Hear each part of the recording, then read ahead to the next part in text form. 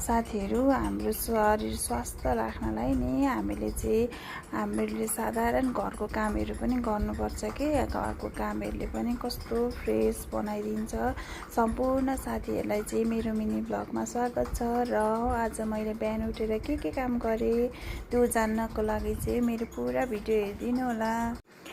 मैले चाहिँ बेलुका सफा गरेको भाँडाहरू थन्काउँदैछु स्ट्यान्डमा। पानी नै पानी हुन्छ र म चाहिँ जहिले पनि बिहान राख्छु के। अनि आज चाहिँ मेरो घाँटी बसिरहेकोले गर्दाखेरि मैले चाहिँ गर्मी नै भए पनि आफ्नो स्वास्थ्यको लागि चाहिँ मैले तातो पानी तताएर खाँदैछु आज।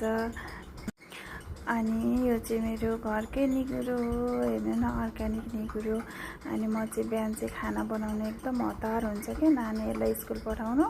अनि म चाहिँ हतार निगुरो केलाउनुतिर लागेँ। सब्जी ठिकठाक त पार्नु पर्यो नि त।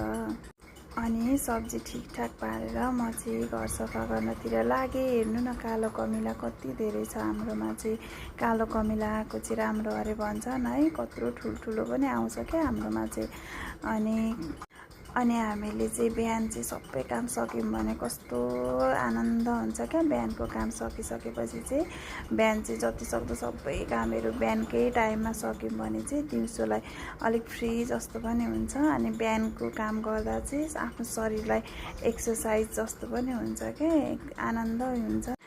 अनि फेरि मेन भनेको त घर सफा गर्ने काम त सबैले गरि नै हाल्छौँ, गर्नु परि नै हाल्छ है। अनि घर सफा गरेपछि चाहिँ अनि आनन्द हुन्छ के। अनि मैले चाहिँ कोठा पनि सफा गरिसकेको थिएँ, अनि बेडहरू मिलाइसकेको थिएँ।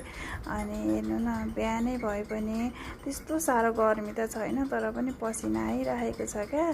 अब साथी, गफ भनेको अर्को भिडियोमा गरौँला, बाई।